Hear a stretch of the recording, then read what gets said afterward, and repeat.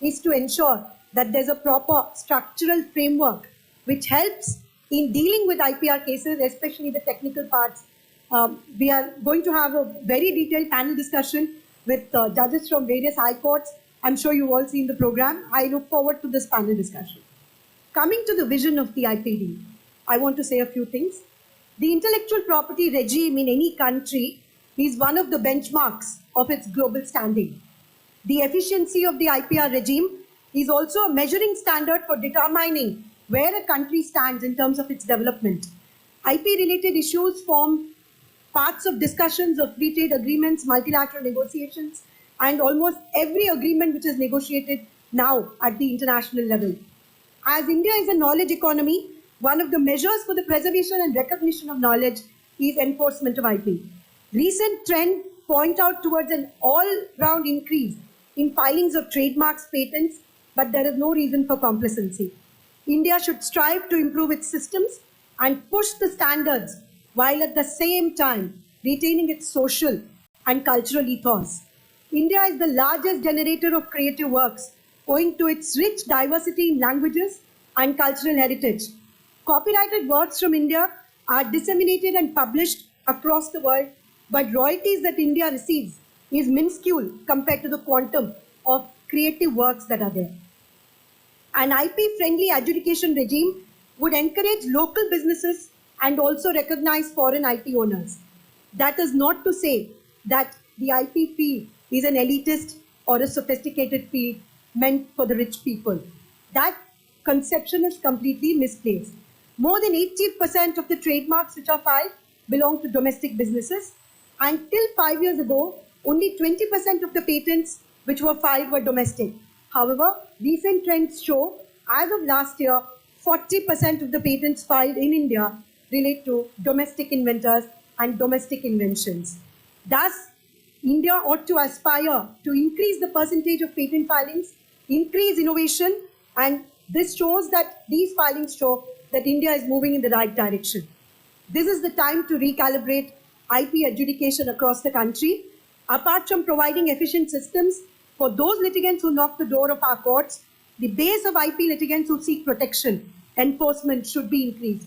Individuals and small inventors ought to be provided a system which welcomes them. The costs of adjudication ought not to be prohibited.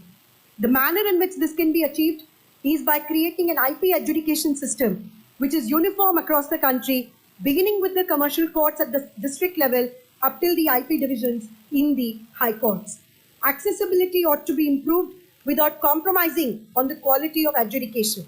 This can be achieved through interlinking IP courts and the commercial courts with the IP division in various high courts and sharing of best practices and knowledge. In fact, this seminar is one step towards that direction.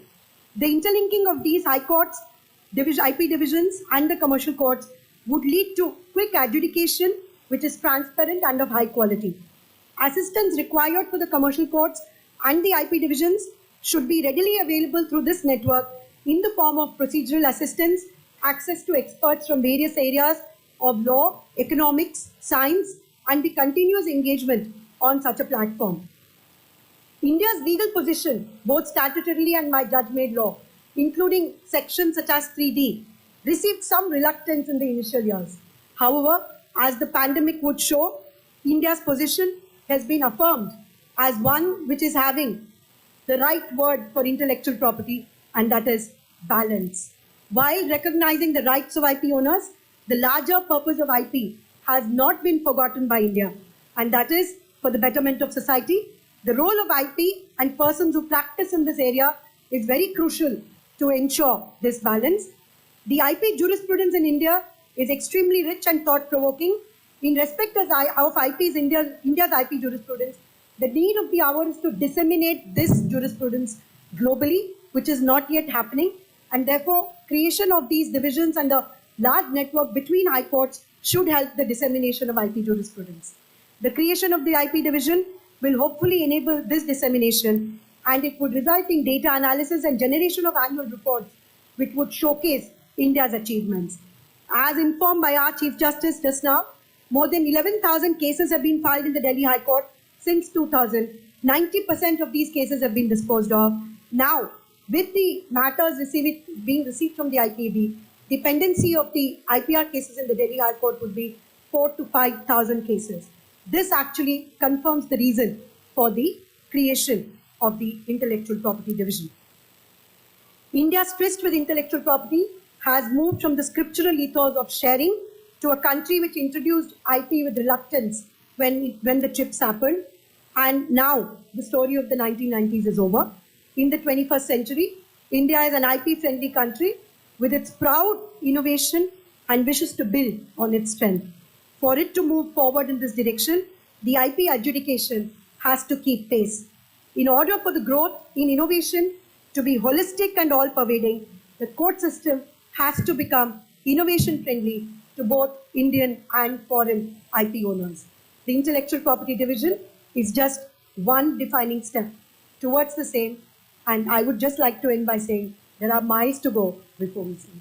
Thank you so much, and thank you for the patient hearing. Thank you, Madam, for presenting the background and the vision of IPT. I now invite our guest of honor, Mrs. Nirmala Sitharaman, Union Minister of Finance and Corporate Affairs, to address the august gathering.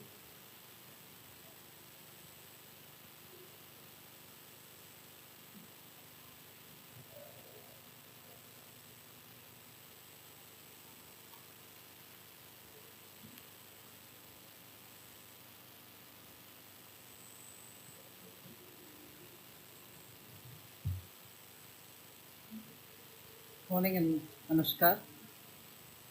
Honorable Chief Justice of India, Sri Ramana Garu. Honorable Chief Justice of Delhi High Court, D.N. Patel Sir. Justice Pratibha Singh, Justice Sanjeev Narula ji, Judges of the Supreme Court, Chief Justice of several High Courts, judges and other invitees for this very important day. I'm honored to be a part of this program today, which is a national seminar.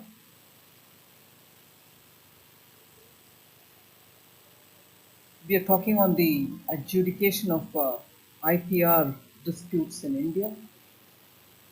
It was rightly recalled by the Chief Justice of Delhi High Court that this exercise had started sometime when I was in the Commerce Ministry. I'm indeed grateful for the judiciary to remember that little bit of a role that I've played in the commerce. Those were very challenging days in terms of bringing out a policy on IPR, getting the stakeholders to discuss with the government for making the policy, and also understanding how we can strengthen the IPR ecosystem. India is at a stage where growth and the focus on development has got to be strengthened from every side. IPR plays a very important role in it.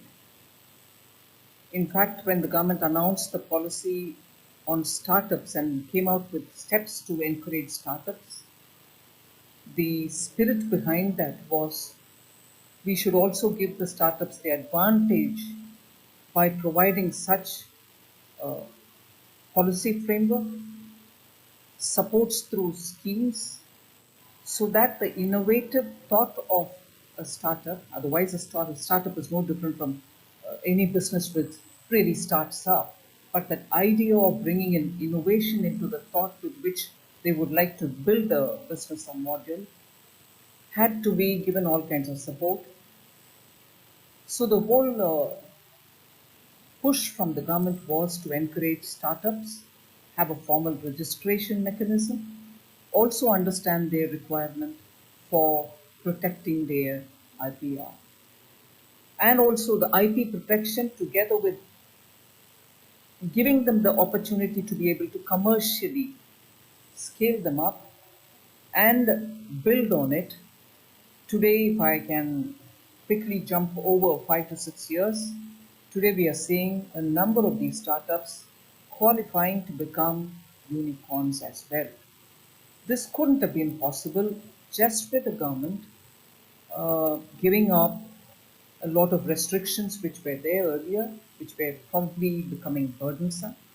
So, simultaneously, as we were removing a lot of restrictive uh, rules and regulations, we were also making sure that with various schemes that we were able to support these uh, innovations and also give a framework with which they can work. Now, not just for startups, but also from the point of view supporting R&D itself in this country. R&D in this country has had steady flow of money coming from the government as a support, but to give a leap forward, it required for the government to be able to apportion that kind of money for R&D, whether it was specifically for space, whether it was for atomic energy, or for looking at very many genome related activities, pharma related activities, and simultaneously recognizing that India had a great advantage in bulk drugs manufacture. So there were so many different ways in which the idea of supporting patents, supporting copyrights, were all got to be encouraged, and government duly recognized it. But as was mentioned by Justice Pratibha Singh, the question of wanting to give enough support for rights protection through law was the matter on which there were a lot of discussions happening. I was pleasantly surprised for Justice Pratibha to recognize the travails of the IPAE, and as that was one of the things which was concerning most of these new startups, we also wanted to engage with the judiciary, and to some extent, the engagement happened over several years, resulting, of course, end of the day, last year when we really removed the tribunals and passed on the entire load of cases which were piling up to the courts themselves. But with a word of appreciation, I want to recognize the role of Delhi High Court for having looked at that load which was piling on to them as not a challenge, but take it as an opportunity that today we are here recognizing the fact that a division has been created, and that is just not created and left there. Consistent efforts by framing or having a committee look into getting a framework and also setting up the rules have all been quickly followed up, that today we are in a position to say a systematic approach to deal with the IPRs is happening, and that is where this quoting of the statistics saying numbers have increased is said with a sense of, yes, we can manage that, rather than saying numbers are increasing, how are we going to cope with it? So I appreciate the effort which has gone in making the framework, in setting the rules, and with a tone of assurance, uh, giving the picture that India's jurisprudence is very well evolved, that today, even handling a complex and global matter such as the IPR is happening with certain sense of confidence and strength. And indeed, I would like to have a word of appreciation and also respect for the Chief Justice of India for having been very supportive of this entire effort, and that gives a strength for judiciary all over the country to be able to see that there is a well established, well thought through process through which issues of IPR will be handled from now. Just to give you the numbers, which are very interesting, which partly got gathered when the two judges spoke before me. In 2013-14, there were 4,000 patents which were filed and granted, whereas now, in the last year, that has increased to 28,000. So this cannot happen unless there is a confidence in those patent seekers to know that they apply, they get it in due time, and if there are any complexities, the judiciary is there to dispense justice. So that is the confidence which has rapidly increased the number in the patents application and granting.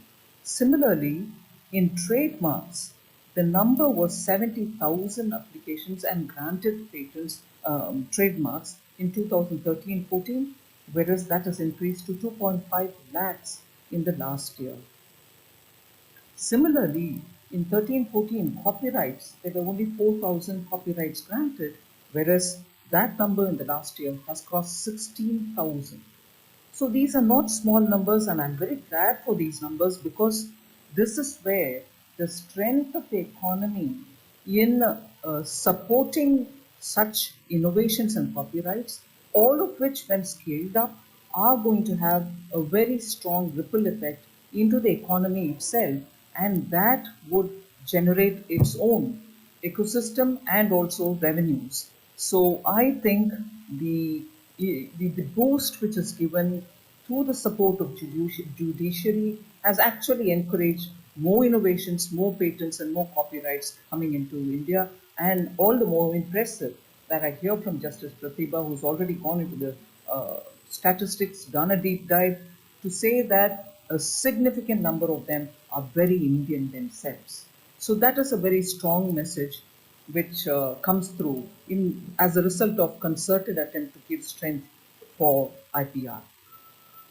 A few steps which the government has, again, following from 2014-15, has taken up is to recognize several of these services which are so infused with innovation, such as the drone technology being now expanded into agriculture, expanded into services, and recognizing the service providers of drones as, like the way we say SaaS, service as a service itself, the software services. Similarly, in drones, we've come up with drones as a service itself now, as a result of which you're not just creating jobs, but are able to accommodate from a commercial sense the technologies and the innovations which are happening in the drone area. Similarly, for R&D in defense, we have said that industries and startups and academia, with 25% of all the defense R&D budget, will be going over to them now. So there's going to be a lot of activity in that as well. So if these are gradually, because of the support and also, in a way, the captive nature of things which are being procured by the government, these are going to be very strong encouragements for greater activities, generating greater IP applications, I would think. And that itself is going to be, therefore, necessarily having an impact on the judiciary. Battery or energy as a service is also coming through, which again has a lot of innovation component in them. I've already spoken about the genome and also the geospatial areas. Semiconductors are also getting a big boost through the budget. Artificial intelligence, this is the world of Web 3.0, Industrial Revolution 4.0. So these are all driven with technologies and also through innovations. So as a result, the economic activity itself is moving more towards these areas, which are so dependent on getting their patent registered, copyright registered, and answering questions related to that.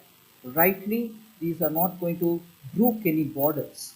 These are things which are going to be across international borders, and there is just not going to be any resistance from countries and technologies so long as they comply with the law of the land. And that is where I think judiciary has a big role to play. And now that the bench is being division has been created, the bench has been set up, you're going to be able to face the challenge of increasing numbers reaching the courts. But with this kind of a support, knowledge being shared, rules being set, framework being provided, I think it will be far easier for the courts to take up this challenge.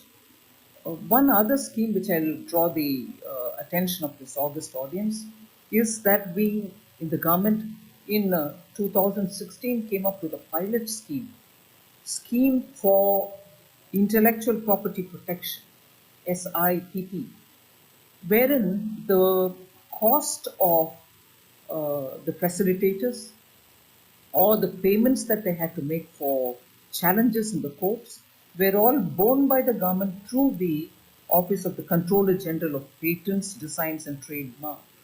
That scheme has now been extended to 2023. It was brought in 2016 as a pilot scheme through which the payments or the charges being made by the facilitators, the patent agents, and so on will be borne by the government through the Office of the Controller General. That scheme, after having been launched as a pilot scheme, has now graduated year on year moving forward, but now we have extended it to 2023, and I guess that's going to be one of the most important ways in which we can support technology and innovation. But that support is only for ensuring that people don't hesitate from the cost point of view. Because if it is going to be prohibitive costs, people are going to hesitate.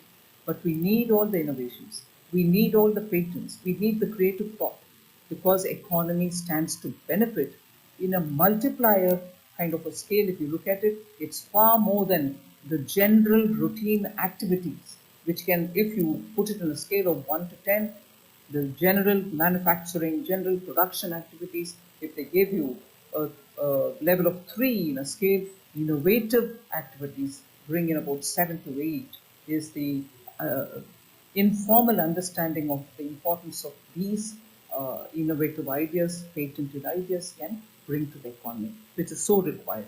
Without taking more time, I'm immensely grateful for the support that the Delhi High Court and particularly Chief Justice Patel Saab has brought in. Chief Justice of Supreme Court, I'm grateful that he's been here physically to support this whole step taken by the Delhi High Court, and the two judges, Justice Pratibha and Justice Narula, for having spent arduous time in getting the framework ready, the rules ready, and as a result, I would think the country will benefit from this great exercise. I wish today's proceedings all the very best, and thank you for having me here. Thank you.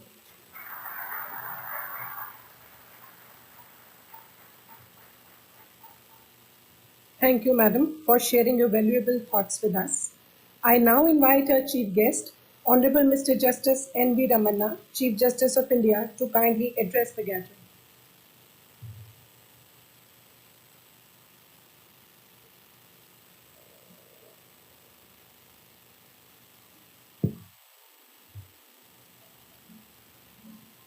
Srimati Nirmala Sitharaman, Honorable Union Minister for Finance and Corporate Affairs, brother and sister judges of the Supreme Court, Brother Justice D.N. Patel, Chief Justice of Delhi High Court, Chief Justice of various High Courts, Sister Justice Pratibha Singh, Justice Sanjay Narula, brother and sister judges of various High Courts, Mr. Mendrata, Secretary Law, Varun Mitra, Secretary Justice, Judicial Officers of Delhi, Registrars of the Supreme Court, Law Officers, Senior Advocates, Members of the Bar, other distinguished guests, media persons, and ladies and gentlemen. Very good morning, all of you. Except me, all the four dignitaries on the dais are very well qualified on the subject and their authorities on the subject. I am a lay person on this topic. However, I will try to do some justice. I am happy that 18 Chief Justices across the country and 54 senior judges, number 2 and 3 judges are here to attend this conference. It shows the importance of the topic. I am relatively a newcomer into this field of intellectual property rights. Even though I am a science graduate, those days we never thought of, we are never aware of what is this intellectual property rights. It is a alien to me and my generation. My understanding about the subject is very limited because as a judge only I dealt few cases. And once again in 2016 I got an opportunity along with Justice P.S. Thakur, the then Chief Justice, myself and Justice Kishan Dave, Pratibha Singh and uh, Attorney General at that time, Mr. Rothke, we all toured almost 6 days South Korea and Japan, particularly on these issues to explain the entrepreneurs of Japan and Korea how safe the Indian judiciary is, how independent the Indian judiciary is. Because any person who wants to invest in this country, they are scared of dependency, time taking, and independence of the system. However, we try to dispel their apprehensions and we have prepared almost it's a 1 hour session, 15 minutes a slide show and 5 minutes explaining by me about the Indian judiciary, how the hierarchy and other issues. Pratibha Singh and Rothke used to explain the legal position and the decided cases and to create confidence in those people who want to invest. I can say this is a successful tour. Again now today I am forced once again to roll into the IPR subject. Intellectual property is a field of law which protects creativity and innovation. Its importance is also felt during the ongoing pandemic. Innovation, and that too quick innovation, has become the order of the day. With the onset of the pandemic, vaccines and medication had to be researched. Trials had to be conducted and commercial scale of manufacturing had to take place within a span of 2 months. When the future generations will look back, the past 2 years of pandemic will tell the story of human resilience and power of innovation. IPR touches every aspect of our life, from the food we eat, to the books and movies we enjoy, to the appliances and tools we use. IPR is not a new chapter in Indian jurisprudence. The earlier Patent Act of 1970 was framed with an objective to provide a reasonable balance between adequate and effective protection of patents on one hand and the technological development and public interest and specific needs of the country on the other. With the advent of economic liberalization, the country's IPR regime has undergone a rapid transformation. This transformation has driven by the compulsions of integrating our economy with the rest of the world. During the Uruguay round of the trade negotiation under GATT, the developed world pushed for mandatory inclusion of IPR in every sphere. Considering the fact that 99% of the global patents were held by the developed world, any agreement for their protection was perceived as favorable to them at the cost of developing countries. The inclusion of intellectual property in the agenda of trade negotiation was a bone of contention between the developed and developing countries. For some, TRIPS was a product of bargain, while others view it as a coercion. Generally speaking, the popular narrative in the third world was that IPR was a self-serving tool of the developed world to further their revenues from emerging foreign markets.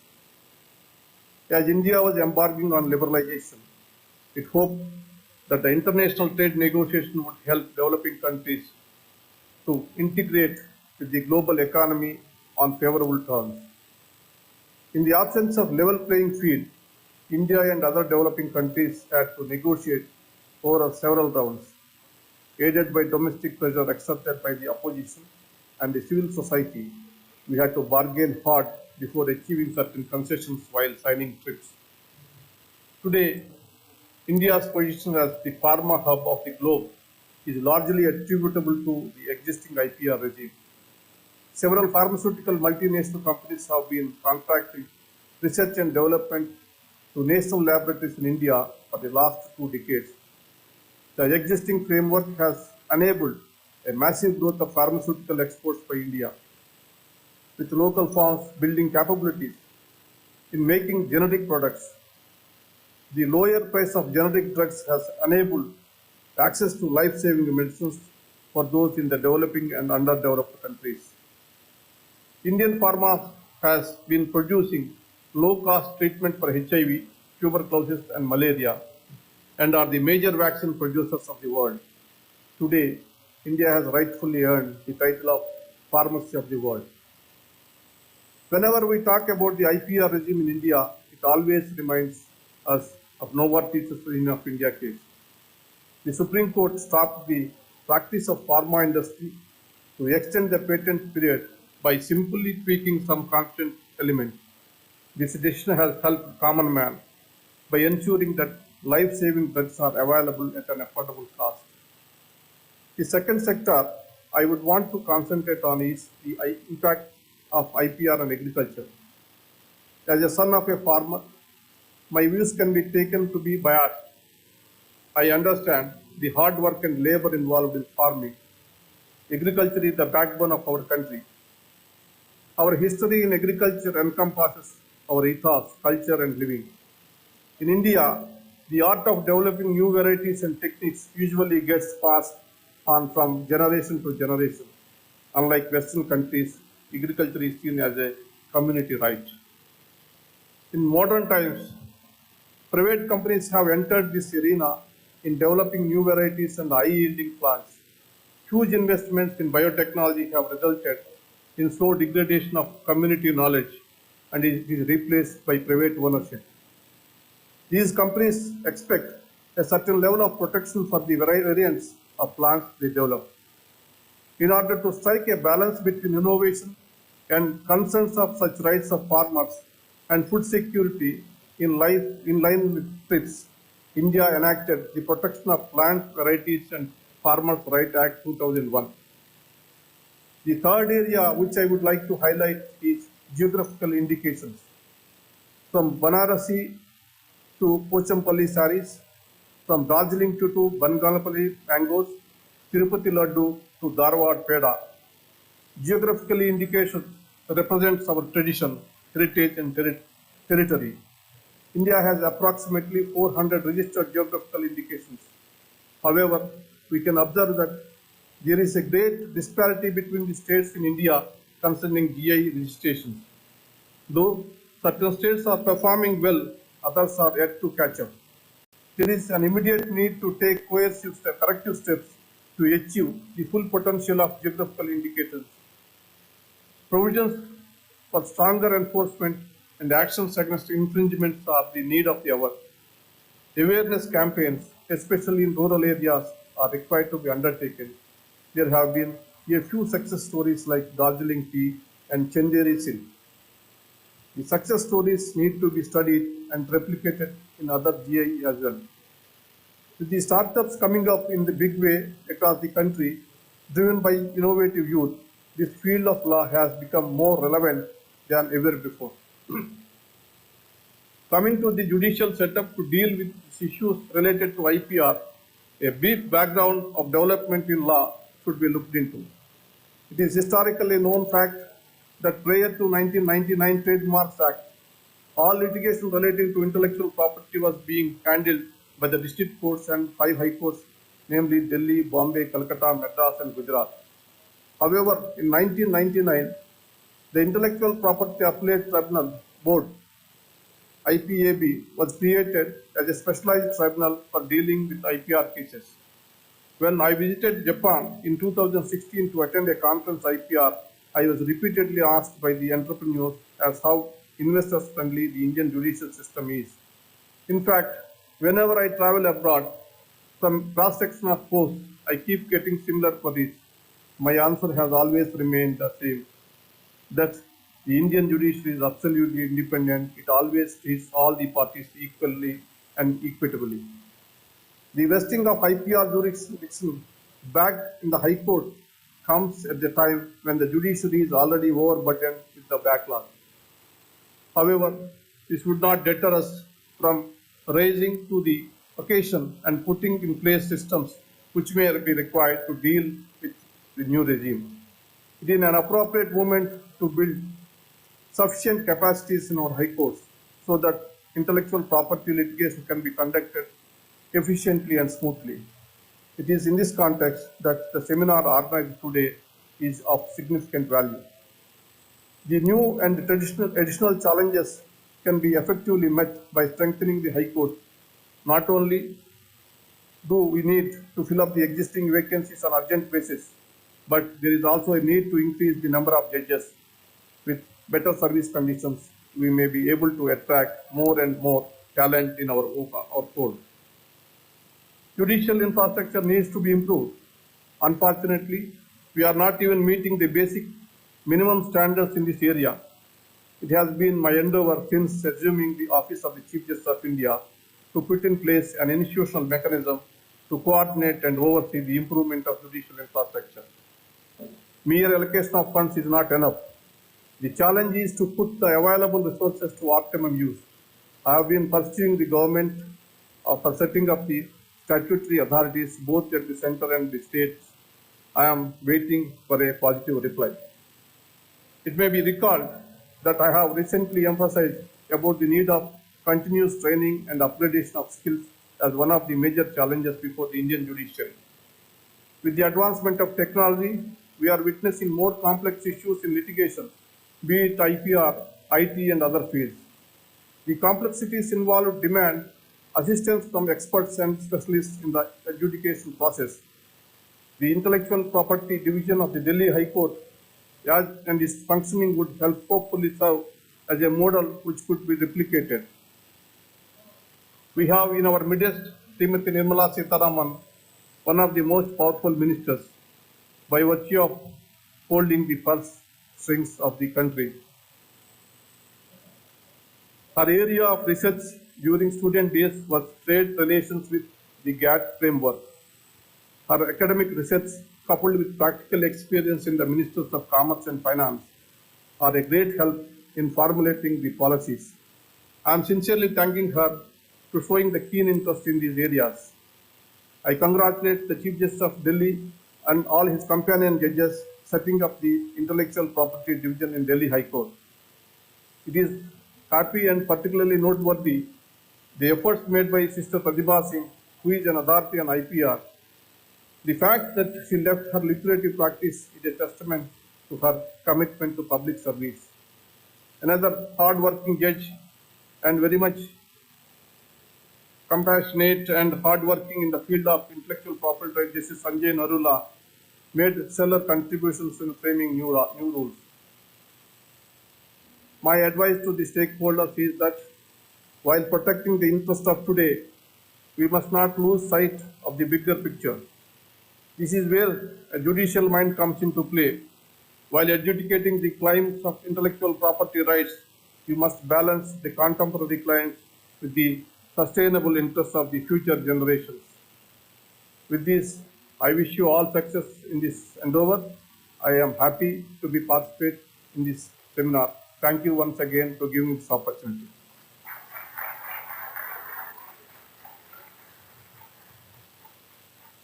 Thank you, sir, for your words of wisdom. I'm sure they will serve as guiding light for us. I now request Honorable Mr. Justice Sanjeev Narula, member of IPT Committee, to deliver the vote of thanks.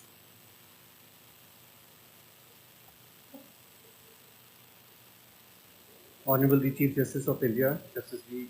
Henry Ramana, Honorable Union Minister of Finance and Corporate Affairs, Srimati Nirmala Sitharaman, Honorable Chief Justice of High Court of Delhi, Justice T. Patel, my learned colleague and chairperson of the IPT Committee, Justice Pratibha Singh, Honorable Judges of the Supreme Court, Chief Justices of the High Courts and other judges, my esteemed colleagues and the learned members of the bar.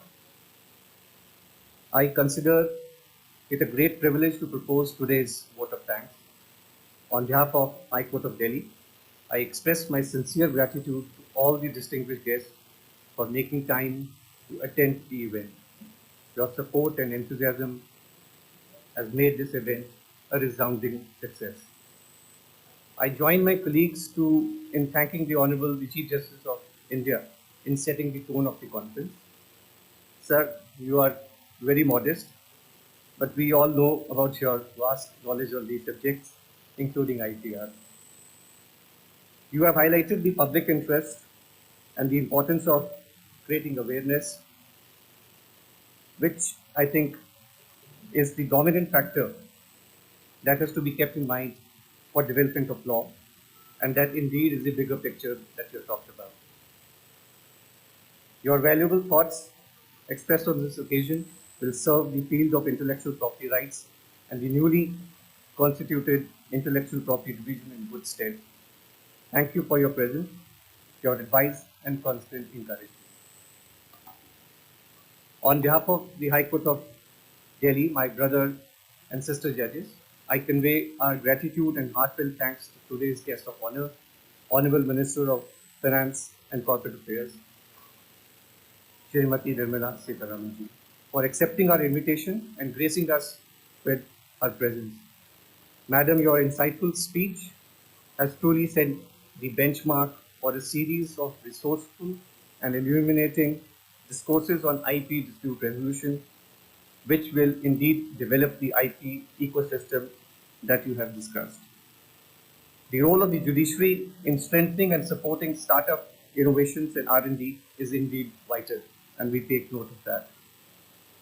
I also extend my thanks to the Honorable Chief Justice of High Court of Delhi, Shri Justice D. N. Patel, whose presence marks his deep-seated commitment towards innovation and streamlining IP adjudication, recognizing that Delhi is the hub of IPR matters.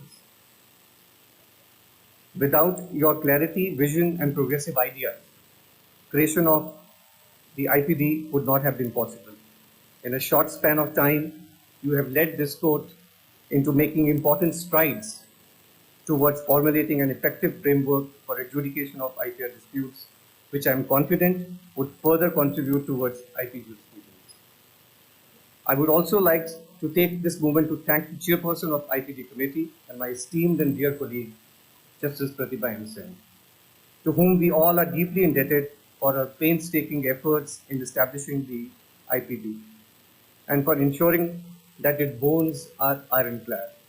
You have laid a strong foundation for cultivating specialization for resolution of intellectual property disputes. I'm delighted to know that this coming Monday, she will preside as one of the first judges in the exclusive IP division of the Delhi High Court in the format that we both had envisioned. This is indeed a defining moment, and I wish her the very best and look forward to seeing the rules being applied in practice. I also take this opportunity to thank all the members of the bar and the stakeholders who played a pivotal role in drafting of the IPD rules. Without your proactive contribution and valuable insights, the rules would not have been fructified in the present form. On behalf of the Delhi High Court, a very special thanks to all the distinguished Chief Justices, the judges of the Supreme Court, Justices of the High Court, and all the dignitaries in the audience who have made time from their busy schedules to be with us this afternoon.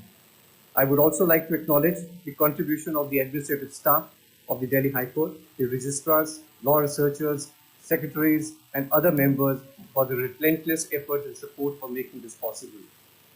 On behalf of the Delhi High Court, I extend my heartiest congratulations to the entire legal fraternity and especially the IP community.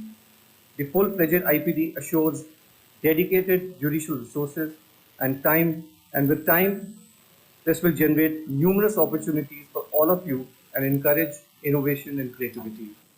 With your continued support, the Intellectual Property Division shall revolutionize and bring efficiency and consistency in the IP redressal system in our country. Thank you.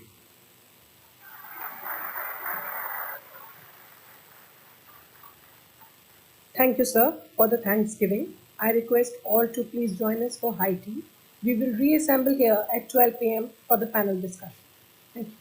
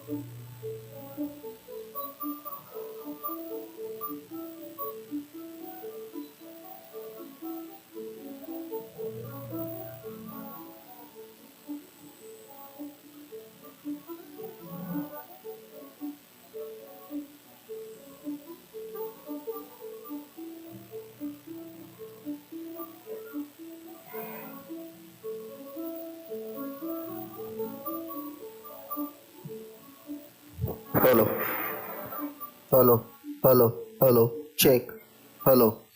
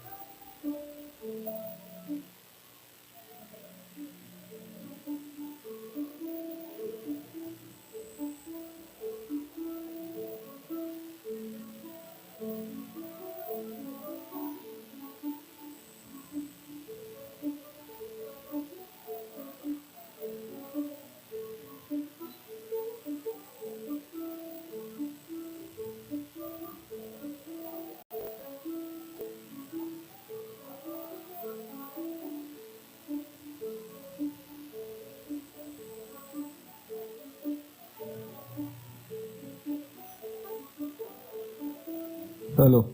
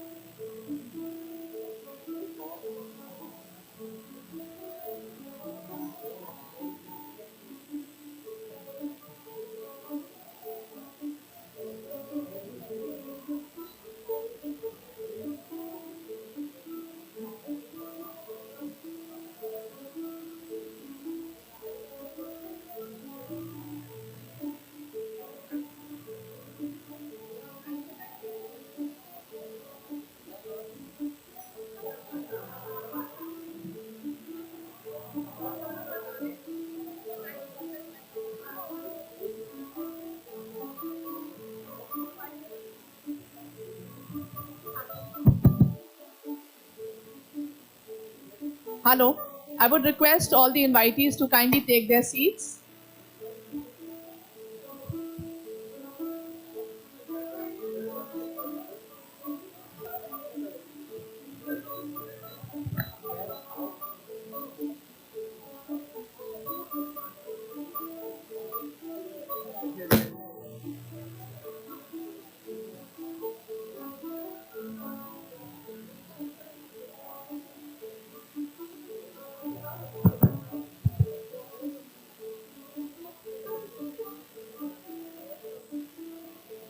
The session is about to commence. Kindly please take your seats. Hello.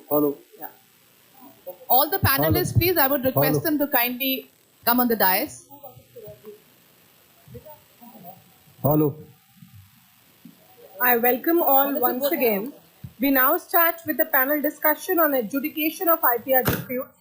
For this, I request the moderator of the event, Honorable Mrs. Justice Pratibha Singh, along with the panelists, Honorable Justice Sonia G. Gokani, Judge Gujarat High Court, Honorable Justice Soman Sen, Judge Calcutta High Court, Honorable Justice Gotham S. Patel, Judge Bombay High Court, Honorable Justice M. Sundar, Judge Madras High Court, Honorable Justice Sanjeev Narula, Judge Delhi High Court, to kindly join us on dais.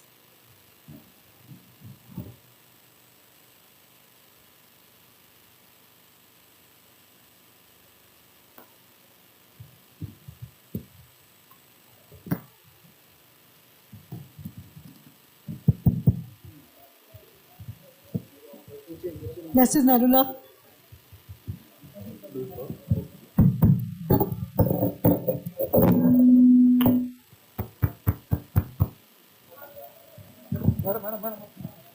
Can I request the attendees who are sitting in the balcony to come downstairs?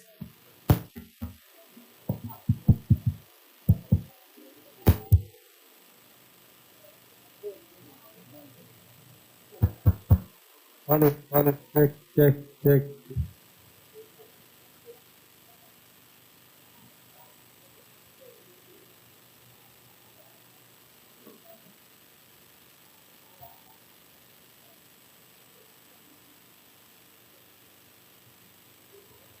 Can I request everyone standing in this ways to come down? Please take your seats.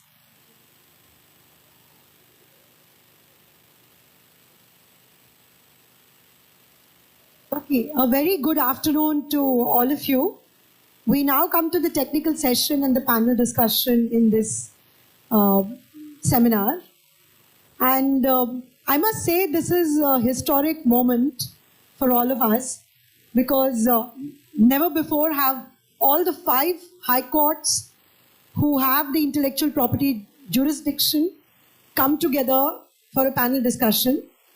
I'll start from this end by welcoming Justice Sonia G. Gokani from the Gujarat High Court. Justice Sonia, if I'm not wrong, is a graduate in microbiology.